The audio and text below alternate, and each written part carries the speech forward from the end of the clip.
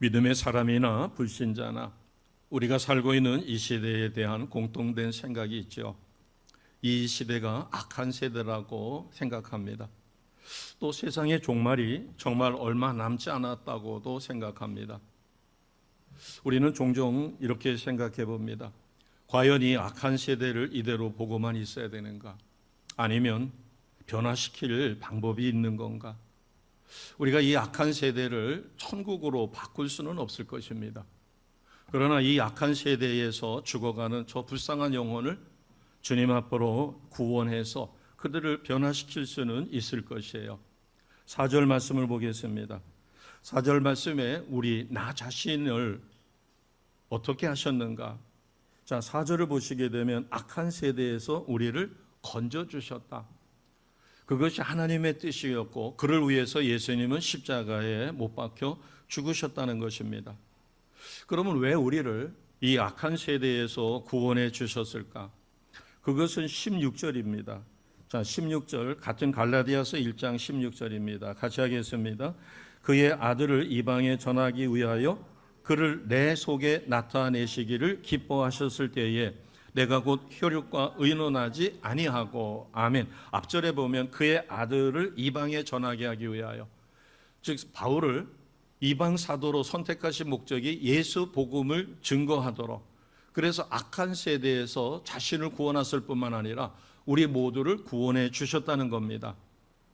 그러면 우리가 악한 세대로부터 건져주신 하나님의 뜻을 실천하기 위해서는 어떻게 해야 될까?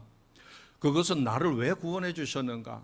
그래서 하나님의 목적을 깨닫고 그 하나님의 뜻대로 우리가 살아가야 될 것이에요.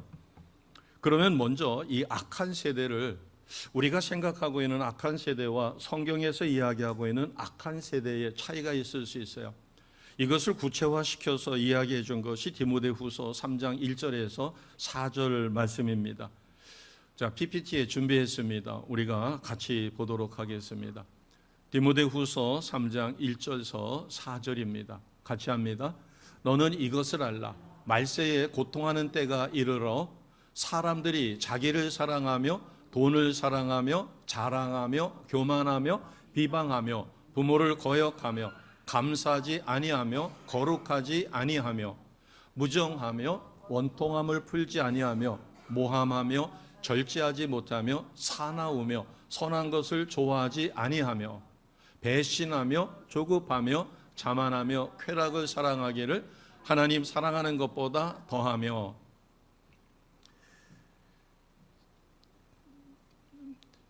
디모데후서 3장 1절에서 4절을 보게 되면 제가 5절까지 읽어드렸어야 되는데, 경건의 모양은 있으나 경건의 능력은 부인하니 이 같은 자들에게서 내가 돌아서라. 자, 오늘 디모데후서 3장 1절에서 5절까지를 잘 메모해 놓으셨다가 하나하나 살펴보면 이것이 말세에 고통하는 때의 모습, 바꿔 이야기하면 악한 세대라는 것입니다. 그럼 이 악한 세대에서 믿노라 하면서 뒤집지 않는 전병처럼 겉으로는 번지름해요. 그래서 스스로도 나는 참된 크리스찬이야 이렇게 믿어요. 그런데 주님 앞에 섰었을 때 주님이 나를 모른다 하시면, 주변 사람들에 비교해 봤었을 때 나는 비교적 그래도 경건한 크리스찬이에요. 그런데 과연 내 심령 속에 평강이 있고 내가 예수 믿었다는, 구원받았다는 사실만으로도 나는 행복한 믿음 생활을 하고 있는가? 지금 당장 내 마음속에 기쁨이 있는가? 그리고 예수 믿는 것으로 인한 보람이 있는가? 지금 당장 주님이 오신다도 나는 후회하지 않고 감사합니다 주님, 제가 고난 가운데 정말 힘들었습니다, 잘 오셨습니다라고 나는 기뻐 뛰며 달려갈 것인가? 아니면 조금만이라도 늦게 오셨으면 하는 마음을 가질 것인가? 그러기 위해서 1절을 다시 한번 보겠습니다. 자, 1절을 보시면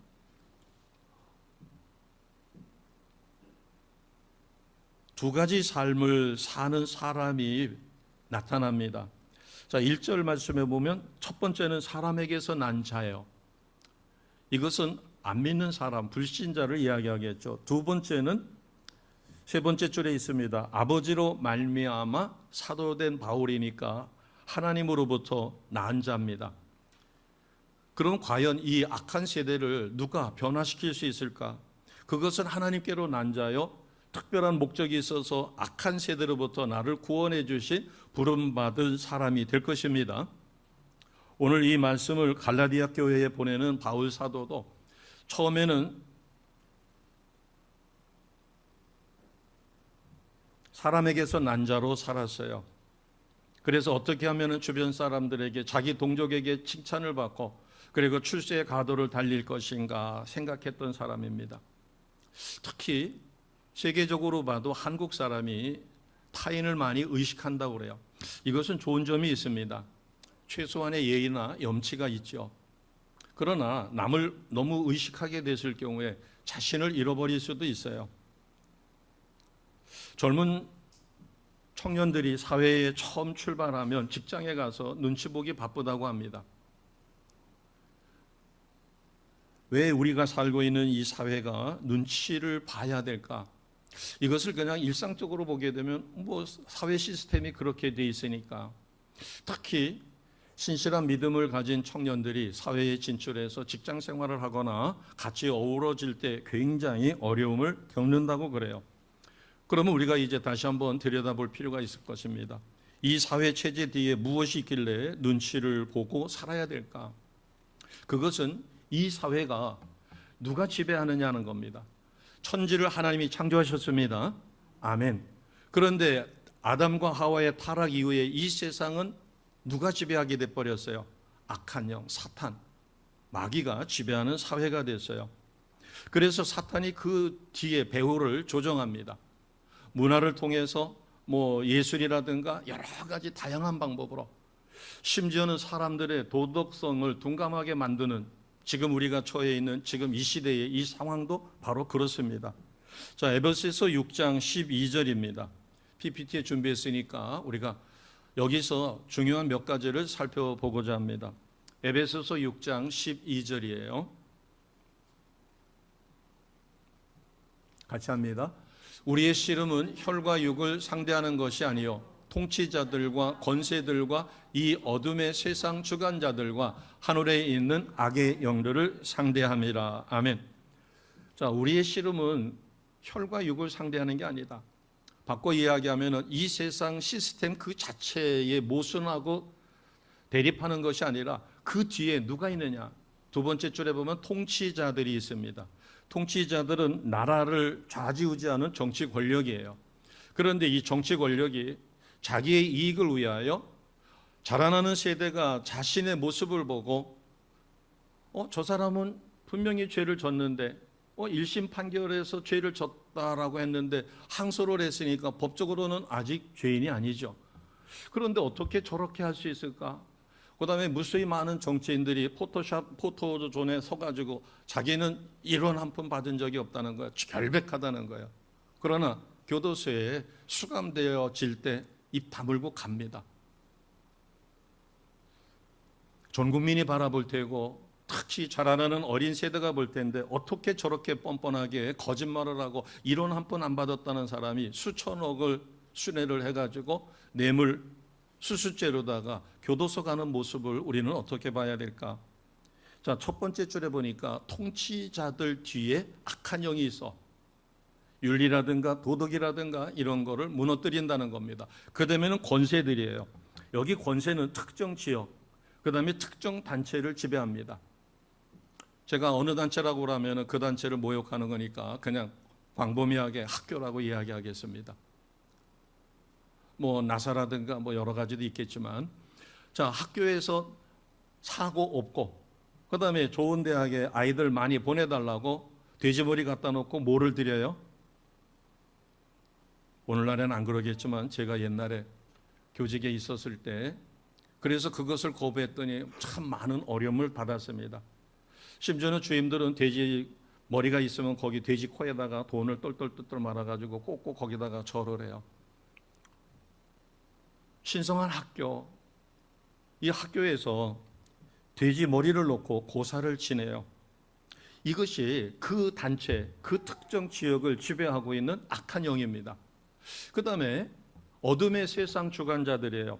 이 어둠의 세상 주관자들은 악한 영인데 거짓말, 미혹, 왜곡된 복음입니다. 영화를 왜곡되게 만들어요. 그래서 기독교에는 선한 일을 한다고 천국 가는 게 아닙니다. 그런데 기독교를 왜곡하는 영화인데 정말 잘 만들어졌어요. 그런데 거기에 보면은 착한 사람이 나중에 천국 가요. 악한 사람은 지옥 갑니다. 그런데 그가 예수 믿었다는 증거가 아무것도 없는데 천국을 가요. 밝은 빛 가운데로 정말 부활의 한 장면처럼 너무 멋지게 나옵니다.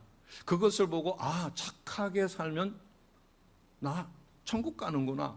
이거는 어마어마한 이단 사상입니다. 그래서 여기 어둠의 세상 주관자들, 그리고 하늘에 있는 악한 영들, 이것을 우리가 잘 아는 마귀, 사탄, 귀신 이렇게 이야기합니다. 지금 우리가 살고 있는 이 시대가 바로 이 사회를 누가 지배하고 있느냐. 그래서 하나님은 이 악한 세대로부터 우리를 구원하여 주신 것입니다. 우리 힘으로 도저히 이것을 벗어날 수 없으니까 누구의 힘으로? 예수 그리스도가 이 모든 것을 지고 십자가에서 죽으심으로 누구든지 그 예수를 나의 구원자 주님으로 믿는 그 순간 우리는 하나님의 자녀가 되었고 이 악한 영들로부터 싸움에서 이길 수 있는 무기를 얻게 됩니다. 구원받은 그 자체가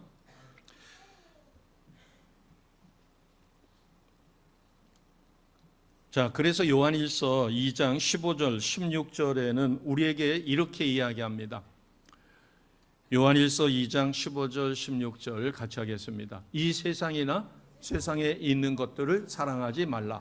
누구든지 세상을 사랑하면 아버지의 사랑이 그 안에 있지 아니하니 이는 세상에 있는 모든 것이 육신의 정욕과 안목의 정욕과 이생의 자랑이니 다 아버지께로 온 것이 아니요 세상으로부터 온 것이라. 아멘. 여기서 오해만 없으면 좋습니다. 세상을 사랑하지 말라고 했지 세상을 등지고 살으라고 하진 않았어요. 우리는 이 세상에 발을 딛고 살아야 합니다.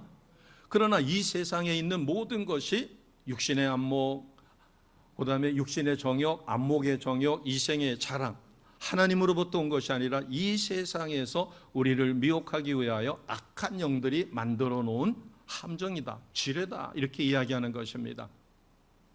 그렇기 때문에 우리는 이 세상에서 가장 위험한 것이 요즘에 우크라이나 전쟁이 있고 러시아가 북한을 방문해서 군사 동맹을 맺은 것처럼 이렇게 이야기돼서 굉장히 여러 가지 복잡합니다, 세상이. 우리가 생각할 때 이 세상에서 가장 위험한 것 전쟁일 수 있어요. 그러나 질병도 가난도 재난도 전쟁보다도 더 무서운 것은 이 사회 뒤에서 조종하고 있는 악한 세력입니다. 이 악한 세력은 광명한 천사처럼 우리에게 다가오는 것이에요.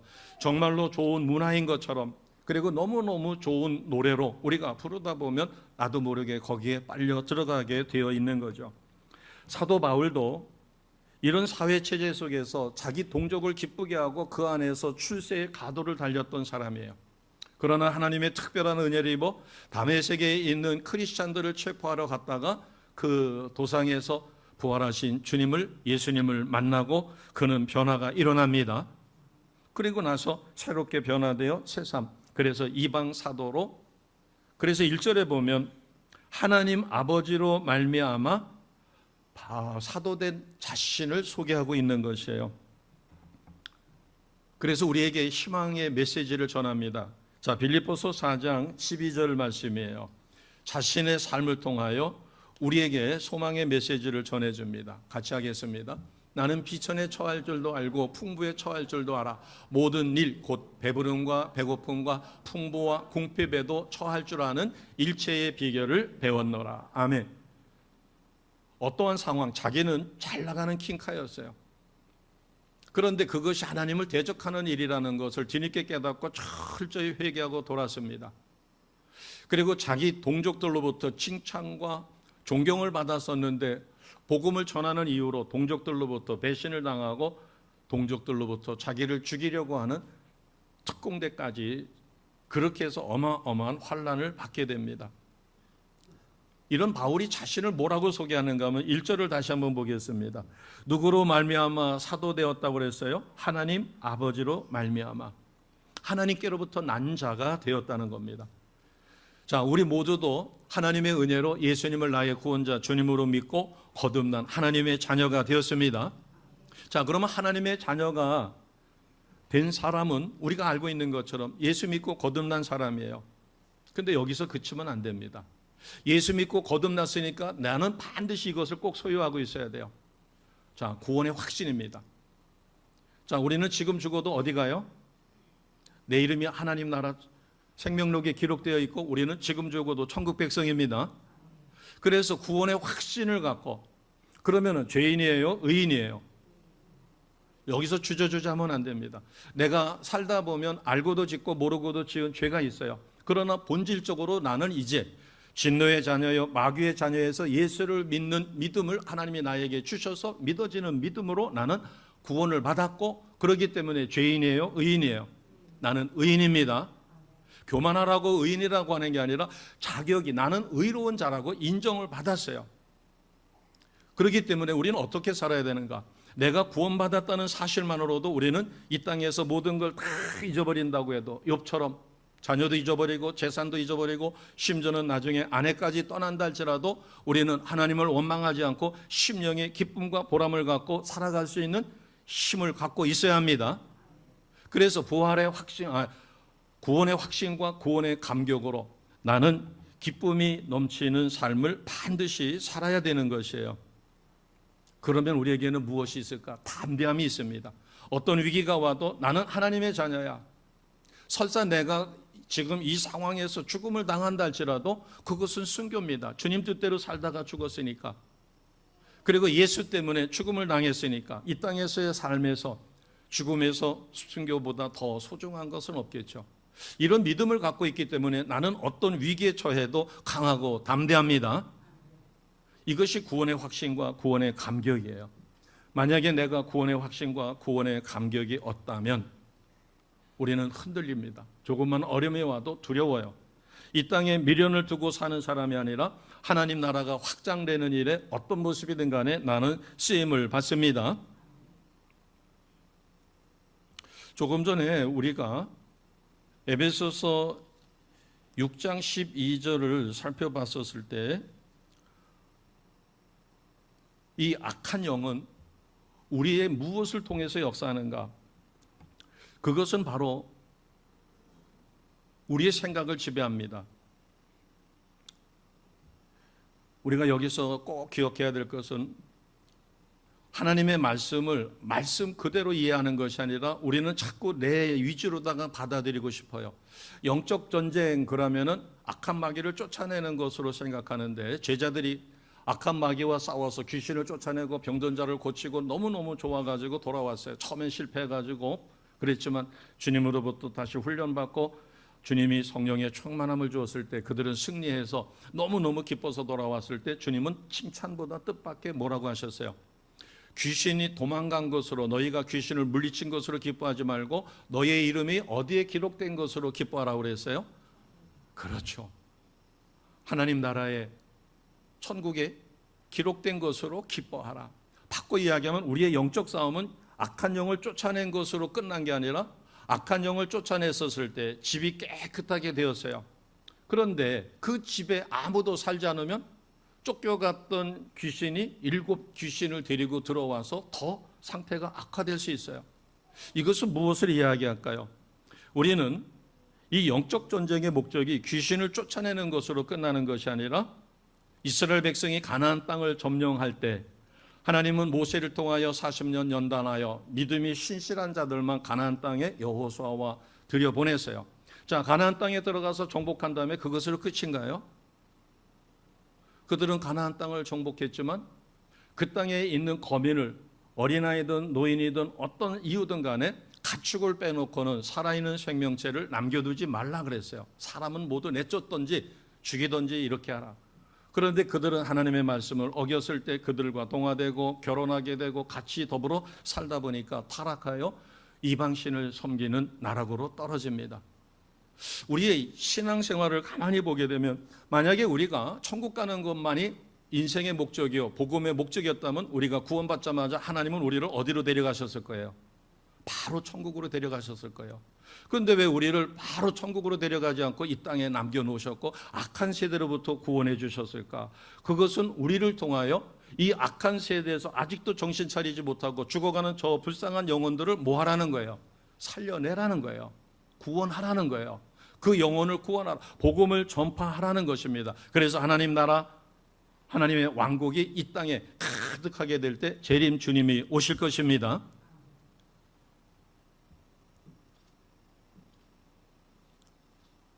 악한 영은 우리의 생각 속에다가 두려움을 집어넣습니다. 열등의식을 집어넣어요. 그래서 저 사람은 나보다 더 많이 배웠고 나보다 더 잘 살아.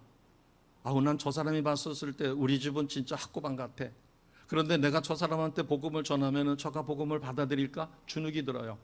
이것은 사탄의 전략이에요. 우리의 생각 속에 두려움, 열등감, 그리고 정죄의식을 집어넣어줘서 능력자로의 삶을 못 사게 하는 겁니다. 우리의 마음을 교만하게 만드는 거예요. 교회 중직들도 새벽 예배 안 드리는데 나는 꼬박꼬박 새벽 예배 드려. 나는 매일 저녁 달려와서 기도해. 그렇기 때문에 자기는 저들보다 우월하다고 생각해요. 만약에 우리가 이 세대를 악한 세대라고 했을 때, 내 기준으로 봤었을 때 악한 세대라고 하면 교만입니다. 그러나 아까 우리가 디모데후서 3장 1절에서 5절 말씀을 통해서 봤었을 때 성경의 말씀에 이렇게 되었을 때 정말 이 세대가 여기서 한치도 벗어나지 않는구나. 그래서 악한 세대라고 하나님 말씀으로 인하여 내가 이 세대를 악한 세대라고 생각하면 나는 하나님 말씀대로 산 자입니다. 똑같은 게 아니라 어마어마한 차이가 있는 거예요. 우리가 이 세대를 악한 세대라고 할 때 나의 가치 기준, 내가 경험한 것, 우리가 선을 이렇게 베풀었는데 선을 저렇게 악으로 갚아. 그래서 내 입장에서 내 생각으로 악한 세대라고 하면 우리는 교만한 것이고, 그러나 하나님 말씀에 비추어서 정말로 이 세대가 악한 영에게 사로잡혀 타락되어 있구나라고 생각하며 이 세대를 어떻게 하면 변화시킬 것인가, 이것은 하나님의 뜻대로 우리가 사는 것입니다. 자, 우리가 오해하지 말아야 될 것은 2절과 3절에 있습니다. 2절과 3절 같이 하겠습니다. 함께 있는 모든 형제와 더불어 갈라디아 여러 교회들에게 우리 하나님 아버지와 주 예수 그리스도로부터 은혜와 평강이 있기를 원하노라. 아멘. 자, 2절에 처음에 보니까 함께 있는 모든 형제 이렇게 되어 있어요. 우리가 오해하는 부분이 있습니다. 우리가 기도원에 가서 성령의 충만함을 받고 일상생활로 돌아올 수 있어요. 그런데 성경 어느 곳에도 수도원에서 평생을 살아라, 기도원에서 평생을 살아라, 너희가 교회 안에서 평생을 살아라, 여기서 교회는 예배당입니다, 그렇게 말씀하지 않으셨어요. 믿음이 좋은 학생들의 경우 교사들이 조심을 해줘야 됩니다. 막 믿음이 뜨겁고 열정이 있다 보니까 그 아이는 학교 생활보다도 교회에 와서 예배당에 와서 말씀 보고 친구들과 올리고 예배드리는 게 훨씬 좋을 수 있어요. 그러나 그 아이의 신분은 학생입니다. 그러면 교회에 와서 자기가 마음 내키는 대로 하루 종일 아니면 일주일 내내 하교하자마자 교회 예배당에 와가지고 친구들과 어울리고 뭐하고 하는 것이 믿음이 좋은 것으로 우리가 오해할 수 있어요. 그런데 그렇게 살다가 보면은 그 아이의 공부 학생이기 때문에 성적이 좋아야 되는데 성적이 뚝뚝뚝뚝 떨어져요. 왜냐하면 다른 아이들은 그 시간에 복습하고 예습하고 이렇게 하는데 그 아이는 교회에 와서 자기가 좋아하는 것을 하기 때문에. 그래서 신앙생활은 마라톤입니다. 100m 달리기가 아니에요. 그래서 학교에서 돌아와서 그러면 토요일이라든가 주일이라든가 그 아이가 교회 예배당에 와서 지내는 시간을 교사들이 통제를 해줘야 돼요. 이 통제가 이루어지지 않으면 그 아이는 오히려 공부 잘하던 아이가 교회 나가더니만 성적이 떨어졌다고 해서 담임 선생으로부터 꾸지람을 듣고 학부형을 소환해가지고 교회 좀 못 나가게 하라고, 얘가 성적이 이렇게 좋았던 애인데 교회 나가가지고 성적이 이렇게 떨어졌다라고 이야기를 듣습니다. 우리는 내가 믿음이 좋아졌다라고 하는 것은 세상과 분리돼서 격리된 삶을 사는 게 아니라 내가 세상에서 다른 사람들보다도 성도기 때문에, 믿는 사람이기 때문에 본이 되는 삶을 살아가는 것입니다. 그렇게 해서 크리스찬이기 때문에 영향력을 미치는 거예요. 내가 예수를 너무나 닮았기 때문에 나를 통하여 예수의 향기가 풀풀풀풀 나서 그리스도의 향기를 전하는 자가 되어야 합니다. 왜 세상 사람들로부터 크리스찬들이 손가락을 받을까? 아니 저게 목사요? 아니 저게 장로요? 아니 저게 권사요? 아이고 저게 집사요? 초창기에는 교회가 세상보다도 반듯하게, 그래서 세상을 이끌어갔고 변화를 시켰고 대한민국이 건국되는데 33인 중에 3분의 1이 크리스찬이었고, 그러나 오늘날에 와서는 세상으로부터 크리스찬들이 손가락질을 받습니다. 왜 그럴까요? 본이 되는 삶을 살지 못하기 때문에 그래요. 저도 신앙생활하면서 주변 분위기가 그러니까 당연히 내가 이제 성령 충만함을 받았고 이렇기 때문에 세상과 담쌓고 살아야 된다, 세상과 격리된 삶을 살아야 된다, 이 격리라는 말을 잘못 이해한 거예요. 세상 가치관을 따라가지 않아야 합니다. 그러나 세상과 분리돼서 살 수는 없어요. 사회나 직장 속에서 어울리지 못하고 동떨어진 생활을 해서는 안 된다는 겁니다. 자, 내가 담배를 끊었어요. 내가 술을 끊었어요. 자, 술, 담배를 끊고 나니까 자연스럽게 누구를 멀리할 수밖에 없게 돼요? 술 친구, 담배 같이 피우던 친구들을 멀리할 수밖에 없어요. 그런데 성경 어디에도 멀리하라는 게 없어요.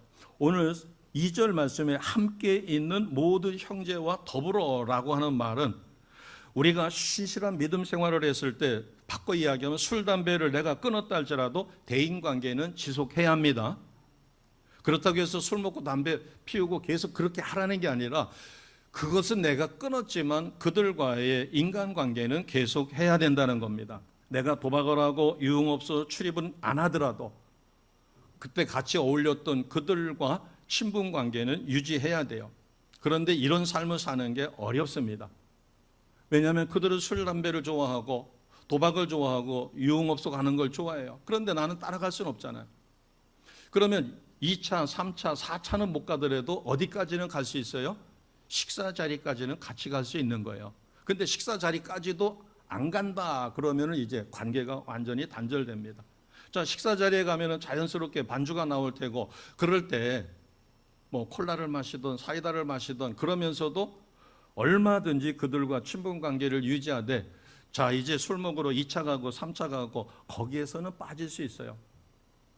그러면은 그 나머지 빈 관계는 어떻게 유지해야 될까? 예를 들어서 직장 생활을 하는데 당직이 그 직장 특성상 필요할 때가 있어요. 근데 명절 때가 됐습니다. 아, 저 사람은 장남인데 집이 서울인데, 그런데 가지를 못하고 당직 때문에 남아 있어야 되는 거예요. 그럴 때 미리 이야기를 합니다. 그 당직 배정표를 보고, 김영, 나는 여기 있으니까 내가 당직 끝나고도 집에 가서 얼마든지 할 수 있으니까 내가 대신 당직 써줄 테니까 당신 장남이잖아. 더구나 집에서 차례를 지내야 되잖아. 그러니까 당신은 내가 당직 대신 써줄 테니까 그 대신에 내가 나중에 좀 곤란한 일이 생기거나 이럴 때 내가 부탁을 할 테니까 그때 당직을 내 대신 좀 서주라. 얼마나 감사하겠어요. 그러나 명절에 당직을 쓴다고 하는 것은 결코 쉬운 일이 아닐 것이에요. 하나님과 더불어 난 자, 하나님께로부터 더불어 난 자라고 하는 것은 세상과 담쌓고 사는 자가 아니라 세상 속에 들어가서 본이 되는 삶을 사는 겁니다. 그들에게 감동을 주는 것이에요. 내가 좀 손해를 보더라도 예수를 믿기 때문에 언젠가 내가 저에게 복음을 전해야 되니까 좀 서운하고 억울한 일이 있어도 참는 거예요. 자, 그러기 위해서는 우리의 맨정신으로는 불가능합니다. 그래서 무엇을 받아야 돼요? 성령의 충만함을 받아야 합니다. 나도 사람인데 전에 먹던 가락이 있는데 1차 끝나고 입에서 술이 땡길 수도 있는데 2차, 3차 가는데 그것을 어떻게 절제를 해요? 그렇기 때문에 성령의 충만함을 받아서 성령의 힘으로 가고 싶은 마음이 있는데 주여 하자 마음을 싹 가라앉혀주는 성령의 강력한 역사가 필요합니다. 그래서 본이 되고 구별된 삶을 살려면 강력한 성령의 기름 부으심이 필요한 것이에요. 그래야만 우리는 복음을 전파할 수 있고 좋은 관계를 맺었기 때문에 내가 어떤 부탁을 하거나 우리 교회에서 부흥회를 하는데 아니면 말씀 사경회를 하는데 딱 한 번만 나랑 같이 가줄 수 있겠느냐. 왜냐하면 평상시에 자기를 위해서 많은 희생을 한 사람이 다른 부탁도 아니고 그 말씀 사경회에 한 번 가서 말씀을 듣자고 하는데 돈 들어가는 일도 아니잖아요. 자기가 시간만 내면 가능한 일이에요. 그런데 거절하기가 어렵죠. 왜? 받은 은혜가 있으니까. 그래서 그것을 위하여 구별된 삶, 그래서 복음을 전하고, 그리고 그 사람을 위하여 계속 기도했더니 그를 둘러싸고 있는 악한 영이 떠나 그가 복음을 받아들여 예수 믿게 되어집니다. 바로 이 삶을 이야기하는 것이에요. 그래서 바울은 우리에게 무엇을 가르쳐 줬는가 하면 복음이 무엇인가를 다시 한번 가르쳐 줍니다. 4절을 보겠습니다. 4절을 보면 복음이 누가 나를 위하여 십자가에서 죽으신 거예요. 4절 처음에 보면은 누구께서 이렇게 돼 있어요. 그리스도께서 자기 몸을 뭐 하셨다고요? 주셨으니. 그러면 나머지는 가운데 것은 왜 그리스도께서 자기 몸을 우리에게 주셨는가를 설명하는 것이에요. 자신이 원해서가 아니라 하나님의 뜻을 이루기 위하여 이 악한 세대에서 우리를 뭐 하기 위하여 십자가에 죽으셨어요? 건져주려고. 그러면 왜 우리를 건져주셨을까? 16절에 그의 아들, 즉 예수를 이방에 전하게 하기 위하여. 그러면 결국 복음의 목표는 뭐예요? 나를 이 어둠의 악한 세상으로부터 구별시켜 주었다. 그래서 나는 이 복음이 안 믿는 사람에게는 미련한 것일 수 있지만 나에게는 하나님의 능력이 되어 그 능력을 붙잡고 우리는 복음을 증거하는 삶을 반드시 살아야 합니다. 자, 이것을 가르쳐 준 게 로마서 1장 16절 말씀이에요. 로마서 1장 16절 같이 하겠습니다. 같이 합니다. 시작. 내가 복음을 부끄러워하지 아니하노니 이 복음은 모든 믿는 자에게 구원을 주시는 하나님의 능력이 됨이라. 아멘. 자, 이 복음이라고 하는 것은 모든 믿는 자에게 구원을 주시는 하나님의 능력이다. 그 능력을 내가 받았기 때문에 나를 통하여 내가 전도하고자 하는 그 사람에게도 하나님의 능력이 임하면 그 사람도 변화가 일어납니다. 자, 그런데 우리의 현실은 어때요? 초창기 한국 사회는 놀라운 성령의 폭발적인 역사로 전 세계에서 부흥을, 그 유래를 알아볼 수 없을 정도의 놀라운 부흥과 많은 크리스찬들이 생겨났어요. 그런데 오늘날은 오히려 교회가 손가락질을 받고 있다. 이것은 한마디로 이야기해서 복음을 모르는 것은 아닐 것입니다. 그런데 복음을 안다라고 하는 것은 알았으면 그것이 삶에서 적용이 돼서 열매로 나타나야 합니다. 그런데 많은 사람들이 예수를 믿어요. 그리고 복음 전해야 되는 걸 알아요. 아는데 어디까지 알고 있어요? 머리로만 알아요. 머리로만 이해를 하는 겁니다. 복음의 깊이를 모르는 거예요. 복음의 깊이를 모르는 것은 그럼 이렇게 바로 측정해 볼 수 있어요. 구원의 확신이 있으시나요? 라고 물으면 네. 그러면 구원의 확신이 있으시니까 구원의 감격도 있겠네요. 글쎄요. 그러면 복음의 깊이를 모르는 거예요. 복음은 세상 지식이 아니라 하나님의 뭐라고 그랬어요? 하나님의 능력입니다. 하나님의 능력이 그렇게 째째해가지고 내가 구원의 확신이 있는데 내게 구원의 감격조차도 주지 않으신다? 그건 아닌 거죠. 그러면 나는 로봇처럼 구원의 확신이 있으니까 자동적으로다가 띠리리리 해가지고 랄랄랄라 해서 구원의 감격이 저절로 생기는가? 그것은 또한 아니에요. 내가 사모하는 마음을 갖고, 그래서 아까 사탄이 우리의 생각과 마음과 입술과 그리고 우리가 관계를 속여서, 그래서 내가 누구를 시기하고 원망하고 질투한다 그러면 나는 벌써 악한 영에게 내 마음을 빼앗긴 것이에요. 그럼 우리는 점검해 봐야 돼요. 나는 구원의 확신과 감격으로 기쁨이 내재되어 있는 그런 삶을 살고 있는가? 만약에 그렇지 못하다면 나는 철저히 하나님 앞에 바로 즉시로 회개해야 합니다. 그런데 감각이 없는 거예요. 구원의 확신, 구원의 감격, 뭐 누리면 좋고 못 누리면 할 수 없는 거지. 그래요. 못 누리면 할 수 없는 거지가 어느 때 가서 정말로 땅을 치고 후회하게 될까? 주님 앞에 갔었을 때 주님이 너의 미적지근한 믿음이 너를 오늘 여기까지 오게 만들었구나. 나는 너를 모른다. 저리 가라. 그래서 지옥 형벌로 나를 분류해 주신다면 그때 가서 땅을 치고 후회하지만, 기름을 준비하지 못한 어리석은 5 처녀가 쫓아왔을 때 결혼식장 문은 닫혔어요. 들어갈 수가 없어요. 이미 판결이 내려지면 나는 그때 가서 후회하여 소용이 없는 것입니다.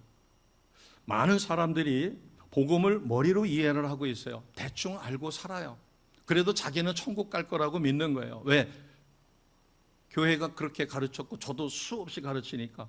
그러나 우리는 나의 구원을 다시 한번 점검해 보셔야 합니다. 내 믿음이 있고 주님이 주시는 믿음이 있어요. 구원을 얻는 믿음은 믿어지는 믿음이에요. 내가 믿는 믿음이에요. 믿어지는 믿음입니다. 같이 해봅니다. 믿어지는 믿음. 내 믿음이 아니에요. 내가 믿을 것 같으면 내가 죄인이라는 것을 깨닫고 얼마든지 회개하고 할 수 있지만 진실로 성령이 나에게 정직한 영, 거룩한 영, 회개형을 주지 않으면 나는 절대로 회개할 수 없습니다. 내 마음대로 회개가 되는 게 아니에요. 우리가 구원받았다는 사실만으로도 내가 이 세상의 모든 것을 욥처럼 자녀도 잃어버리고 재산도 잃어버리고 심지어는 자기 아내까지 도망친 상황 속에서도 하나님을 원망하지 않을 그런 믿음이 있는가? 나는 구원받은 사실만으로도 나는 행복한 삶을 누릴 수 있는가? 그렇지 못하다면 어딘가 문제가 있는 것입니다. 바꿔 이야기하면 복음의 진수가 무엇인지 모르거나 아니면 복음의 능력에 사로잡히지 못한 것이에요. 절대로 참된 복음을 가졌으면 미적지근한 믿음의 삶은 살 수가 없습니다. 아멘. 복음 자체는 하나님의 능력이에요. 하나님의 능력은 물론 여러 가지 형태로 나겠지만 열정이 있어요. 내게 열정이 없다면 다시 한번 봐야 합니다. 자, 4절 말씀을 다시 한번 봅니다. 왜 우리를 이 악한 세대에서 건져주셨어요? 그것은 아버지의 뜻을 따라 예수께서 십자가에 죽으심으로 16절에 있는 것처럼 그의 아들을 이방에 전하게 하기 위해서. 복음의 목적이 내가 예수 잘 믿고 천국 가는 것으로 끝나면은 참으로 안타까울 것입니다. 자, 그래서 우리가 예수를 잘 믿는다. 바꿔 이야기해서 4절에 있는 것처럼 악한 세대에서 나를 구원해 주신 것은 복음을 증거하라는 것인데, 자, 이것을 로마서 12장 2절은 이렇게 가르쳐 줍니다. 같이 보겠습니다. 로마서 12장 2절이에요. 같이 합니다. 너희는 이 세대를 본받지 말고 오직 마음을 새롭게 함으로 변화를 받아 하나님의 선하시고 기뻐하시고 온전하신 뜻이 무엇인지 분별하도록 하라. 여기에 예수 믿고 천국 가는 것이다 이런 표현이 전혀 없어요. 이 세대를 본받으라고 해서 본받지 말라고 그랬어요. 이 세대를 등지어라. 이 세대와 단절된 삶을 살으라가 아니라 이 세대를 본받지 마라. 그럼 본받지 말고 어떻게 하라는 거예요? 이 세대를 변화시키되 어떻게 변화시켜요? 하나님의 선하시고 기뻐하시고 온전한 뜻이 무엇인가? 그것은 죽어가는 저 영혼, 악한 세대에 사로잡혀 영혼을 잃어버리고 세상 것에 탐닉하여 출세하고자 목매어 살고 있는 저들을 불쌍히 여겨 그들에게 복음을 전하라는 것입니다. 내 자녀가 잘 되기를 원하는 것은 바꿔 이야기하면 내 자녀가 온전한 믿음을 갖고 구원받아 하나님 뜻대로 사라지는 것입니다. 비록 직장이 세상에서 이야기하는 난다긴다는 그런 직장이 아닐지라도 수입이 그렇게 많지는 않을지라도 하나님의 선하시고 기뻐하시고 온전한 뜻이 무엇인지 분별해서 이 세대를 변화시키는 일에 우리가 쓰임을 받아야 합니다. 오늘날 우리가 이 사회를 봤었을 때 이 사회가 변화가 되지 않고 내 주변 삶을 봐도 변화가 안 일어나요. 그것은 바꿔 이야기해서 이렇게 이야기할 수 있습니다. 초대교회 성도들은 예수 믿는 것 자체가 죽음이에요. 예수 믿는 것 자체가 핍박이고 환난입니다. 그래서 살아남기 위해서 죽지 않고 예수 믿는 것을 버릴 수가 없으니까 자기가 자수성가해서 돈 벌어놨던 부동산이고 뭐고 이런 것을 다 초계처럼 버리고 오직 보따리쯤 사들고서는 떠나는 거예요. 떠나지 않으면 죽으니까. 그래서 초대교회 성도들은 예수 믿는 것은 곧 환난이요, 자칫 잘못하면 잡히면 죽어요. 사자밥이 되거나 십자가에 달려서 죽거나 아니면 동족들로부터 죽음을 당해요. 말할 수 없는 환난이 있어요. 그래서 초대교회 성도들에게는 강력한 성령이 임할 수밖에 없었어요. 왜? 그렇지 않으면 그들이 생존할 수가 없으니까. 그래서 능력이 나타나고 기적이 나타나고 표적이 나타납니다. 자, AD 13년에 그토록 핍박받던 기독교가 로마 황제에 의하가서 로마 국교로 바뀌어요. 그러면 예수 믿는 것은 이제 핍박과 환난의 대상이 아니라 출세의 지름길이에요. 그러다 보니까 예수 믿을 때 목숨을 걸고 오직 주님을 위하여 내가 예수 믿다가 부인하지 않고 죽으면 순교다라고 생각해서 끝까지 믿음을 지키는 거하고 예수 믿으면 출세의 가도를 달리는 거니까 그렇게 믿는 믿음하고 다른 거죠. 우리가 하나님 앞에 어느 때 가장 간절한 기도를 할까? 내 자녀가 사경을 헤맬 때, 내 부모가 사경을 헤맬 때, 오늘 저녁까지 당장 5천만 원이 필요한데 나는 지금 수중에 돈이 하나도 없어요.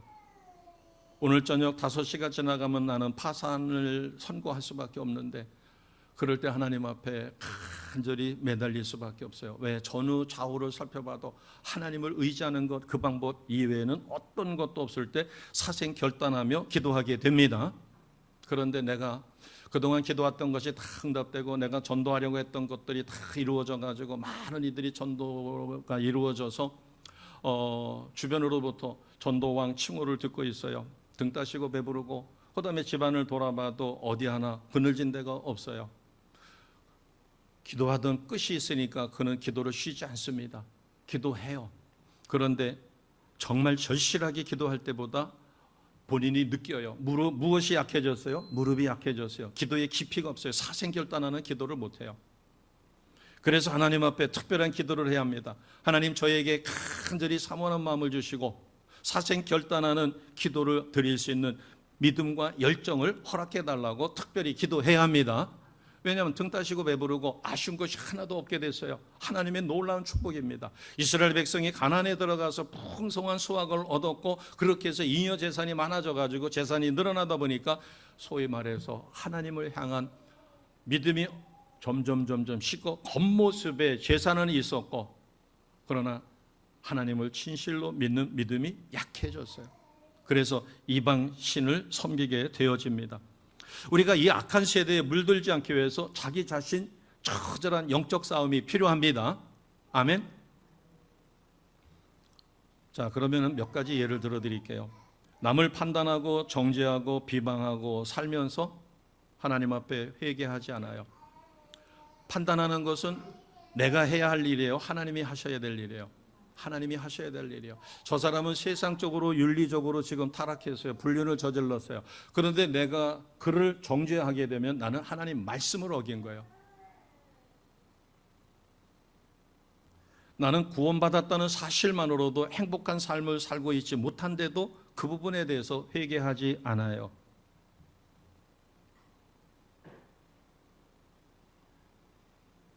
그래서 악한 세대로부터 우리를 구원해 준다라고 하는 것은 악한 말, 악한 행위, 악한 생각, 잘못된 가치관, 이런 것으로부터 나를 건져내어 영혼을 구원하는 일에 하나님의 의로운 자로 쓰임받을 수 있도록 나를 변화시켜 가는 것입니다. 많은 사람들이 하나님, 내 남편을 좀 변화시켜 주세요. 하나님, 내 아내를 변화시켜 주세요. 내 부모를 변화시켜 주세요. 내 자녀를 변화시켜 주세요라고 무수히 기도합니다. 그러나 내 아내와 내 남편과 내 자녀와 내 부모가 변화되기 전에 누가 먼저 변화돼야 돼요? 내가 먼저 변화돼야 합니다. 같이 해봅니다. 내가 먼저 변화돼야 된다. 내가 정말로 진실로 사랑하며 너무너무 가슴이 찢어질 듯 아픈데도 그를 원망하지 않고 하나님 앞에 기도할 수 있는 것이 사랑입니다. 친구들과 이야기하거나 아니면 권사님들하고 이야기할 때, 아유, 우리 남편은, 우리 아내는 마귀 같아, 마귀 새끼 같아. 아이고, 그냥 세상적으로 보면 당장 쳐 죽이고 싶어. 그런데도 어떻게 해요? 기도해야지. 과연 진실로 그렇게 기도할 수 있을까? 우리는 다른 사람이 변화되기를 위해서는 기도를 많이 합니다. 그러나 내가 변화되기 위해서 정말 하나님 앞에 목숨 걸고 기도하기가 쉽지 않습니다. 그래서 우리는 4절에 있는 것처럼 악한 세대로부터 우리를 건져주시기 위하여 예수께서 십자가에 죽으셨다는 복음의 목적을 정확하게 알아야 합니다. 그래서 우리는 세상의 가치에 휩쓸려서 사는 게 아니라 성령의 법, 생명의 법, 말씀에 따라 기도의 삶을 통하여 영혼 구원하는 일에 최선을 다해야 합니다. 우리가 진실로 복음이 무엇인지를 깨닫고 머리로 믿는 게 아니라 온몸으로 믿는다면 우리는 복음 전하는 일에 최고의 열심을 갖고 내 인생의 목표가 영혼 구원하는 것이고 내 주변에 내 일가 친척 중에 내 가족 중에 아직도 온전히 예수 믿지 못하는 자를 위하여 눈물 뿌려가며 절실하게 기도하게 되어집니다. 아멘. 나를 왜 악한 세대로부터 건져주셨을까 다시 한번 생각하며 우리가 하나님 앞에 이렇게 기도했으면 좋겠습니다. 주님, 이 시간 성령으로 충만케 앞서서 저에게 거룩한 영, 정직한 영, 회개의 영을 허락하셔서 지금까지 나는 신실한 성도라고 속아서 살았던 삶을 회개합니다. 나는 전도에 목숨을 걸지 못했으면서도 나는 괜찮은 크리스천이라고 속아서 살았던 것을 회개할 수 있도록, 그리고 거듭난 줄로 착각하고 살았던 삶을 청산할 수 있게 해달라고 기도합니다. 나의 가정, 우리 교회, 이 사회가 변화되지 않는 이유를 다른 사람에게서 찾지 않게 하시고, 주님, 제가 변화되어 하나님으로부터 받은 능력으로 우리가 영혼을 구원하며 이 사회를 변화시켜 갈 수 있게 해달라고 우리가 잠시 짧게 기도하겠습니다. 같이